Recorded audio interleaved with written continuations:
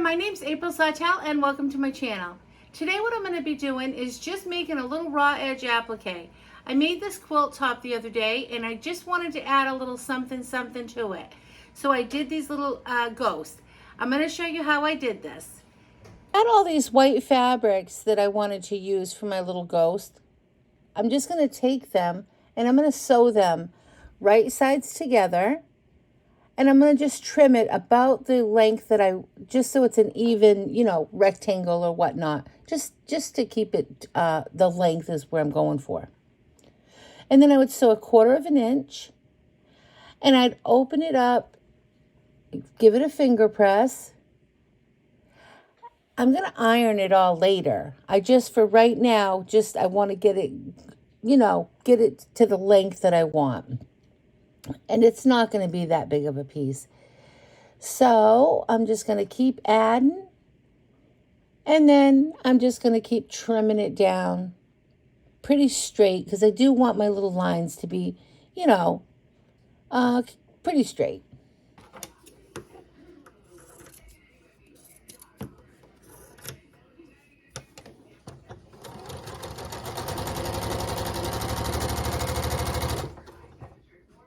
A good press after you've got it all sewn together. Here I'm going to just use some heat and bond. This is what I'm going to put underneath my applique. So I'm going to take my fabric that I've just pressed. I've got the heat and bond. You're just going to follow the instructions. It's just the adhesive it's just two-sided. It'll stick one side to the fabric that you're going to iron on, and the other side is going to stick to your quilt top or whatever you're making, to your other fabric. So I'm just going to trim this down. I want to get rid of the sticky paper and save these pieces for later. I'm also going to be using my little precision quilting tool mat that I have here. And I'm going to lay that on top of my ironing pad. And I'm just going to lay down the piece so now my iron won't stick to, if there's any little pieces of glue, it won't stick to it. If you don't have one of these, that's fine. Just use a, piece of parchment paper or just a piece of fabric even over top what you're ironing so it doesn't stick to your iron. And then you just follow the instructions on your like heat and bond. Follow those instructions and how to adhere this to the fabric, whether there's steam or no steam.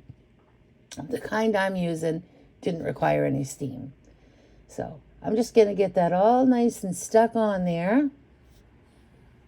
Going to unpeel that. You can see it's a little sticky. And when I'm just going to roll up my Precision Fusion mat here, and I just put it right back in the box that it came in. That's how I always store it. And I'm just going to take some scrap paper, and I'm going to just randomly draw out my ghost. I'm just going to lay it down and just draw freehand. Sometimes I'll take you can look at like coloring books and things. There's lots of different ways to draw pictures. You can trace it off a coloring book or get your ideas that way. I'm going to draw the eyes and nose. I'm not going to cut those to precision like that. I just want to kind of have an idea when I'm placing it on the paper. I'm going to pop a couple of pins in this on the fabric wherever I want this to lay on the fabric. So I want a variety of fabrics. So I'm going to set it on some lines so there's not too much of one color on one side and too much on the other. So my placement is just a little bit, however I just want it to lay. I'm going to put the pins in it just to hold it in place so while I'm cutting here, I can just, it will stay together. And then I'm just going to cut right around my little ghost here.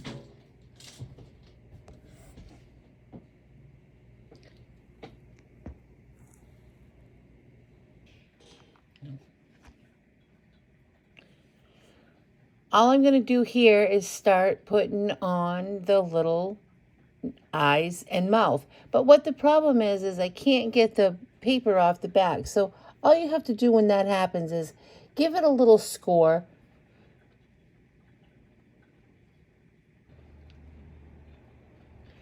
Now I'm just going to start drawing out. I had made a sample one here. And I am just going to keep making them. And I'm going to make them all a little bit different. I don't want them all to be exactly the same. And I'll draw the face on because I want to have that a little bit random. This will just help me, visualize what they're going to look like.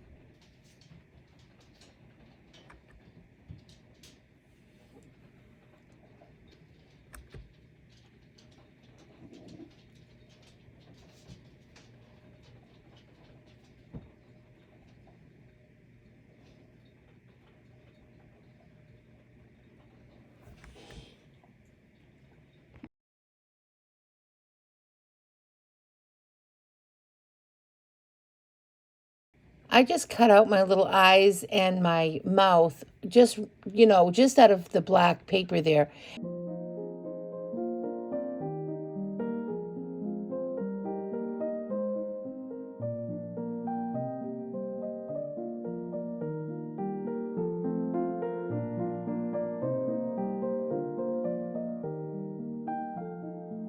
All I'm going to do here, I'm on my Janome 6700P and I've got my zigzag stitch on. I've got a pretty big zigzag here, and you can put yours at whatever you want. I didn't want mine really tight.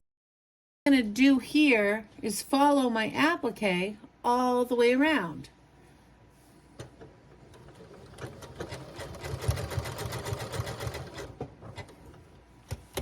And you'll need to lift and turn. I'm just going to keep my needle right on the edge of my applique. It might go over a little bit, or it might stay right on. I don't want it to go over a whole lot. I just want it to, if it comes off it, it's okay. And I'm going to travel a little bit. So I'll just travel back down this just to get to this spot right here. And I'm going to just continue following all of this applique all the way around.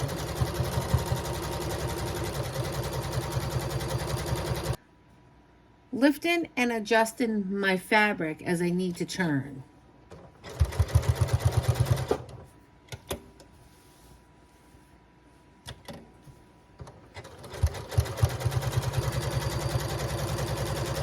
I'm using white thread.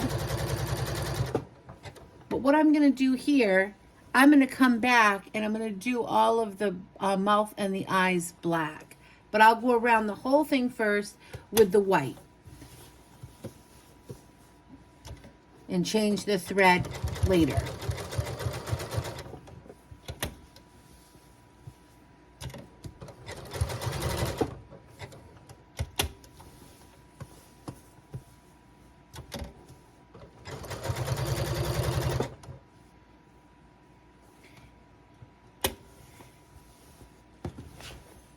Here, I'm going to just back stitch a little bit because I am going to break the thread here. So I've got him all, this little guy's all raw edge applique down. Now I'll just slide over to this one. I'm going to start by making, first of all, just a line across.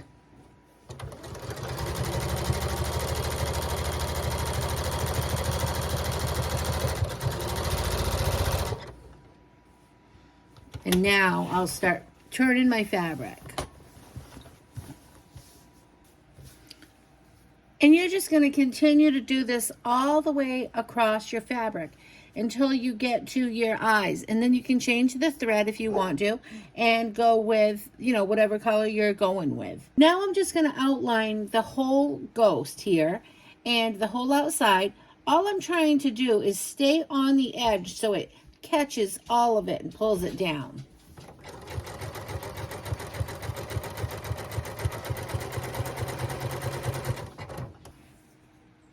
All I'm going to do on these tiny little pieces, I'm just going to zigzag stitch the same way. I changed my thread, and I'm just going to go back and forth a few times.